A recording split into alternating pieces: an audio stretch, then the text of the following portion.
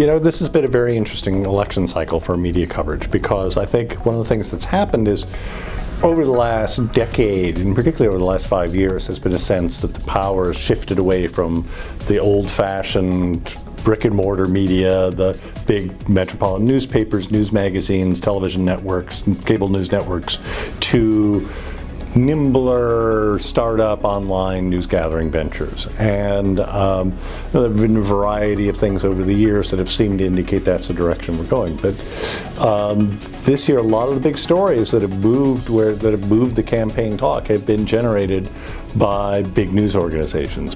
I think one of the things that's been interesting about this is that the old media have still shown themselves to have an impressive ability to set the agenda, because of course they have and put resources into real reporting.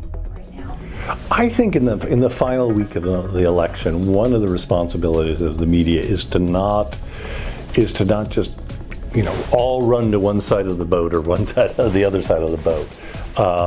This is a very volatile campaign. It is, there's so much going on. There's been not more than one October surprise sprung on the candidates and on us as a nation. And I think the media really have to make a very measured response to this and make sure that they're not fooled into, by some partisan source, into misplaying or overplaying or ignoring a story of real importance. The media are already asking themselves, what could they have done better? And one of the answers they've come up with is that they probably gave Donald Trump too much uncritical coverage early in the Republican campaign season, and found that the spectacle of his rallies was something that made for compelling cable television news and then started driving the narratives. There's also the question of the adequacy of media coverage. There's obviously been a tremendous tendency over the years to devote more and more attention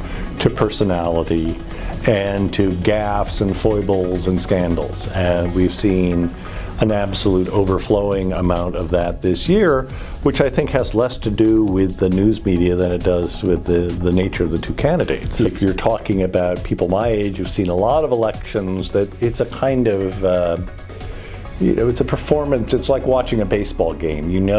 There's going to be a seventh inning stretch. There's going to be this. There's going to be a surprise in a Senate race. There's going to be a lot of back and forth. And I know that some news organizations have decided that the old tradition of not talking about what the exit polls are showing until the polls have closed, they've decided, no, we're not going to do that. If we have the information, you'll have the information. I find it tremendously interesting to follow all of this. I remember as a kid listening to stuff on the radio. Ultimately, for all that has been dispiriting about this election, the fact that for 230 years, however many years it is since 1789, we've been having the peaceful transfer of power every 4 years. And I think the last thing to look for is the extent to which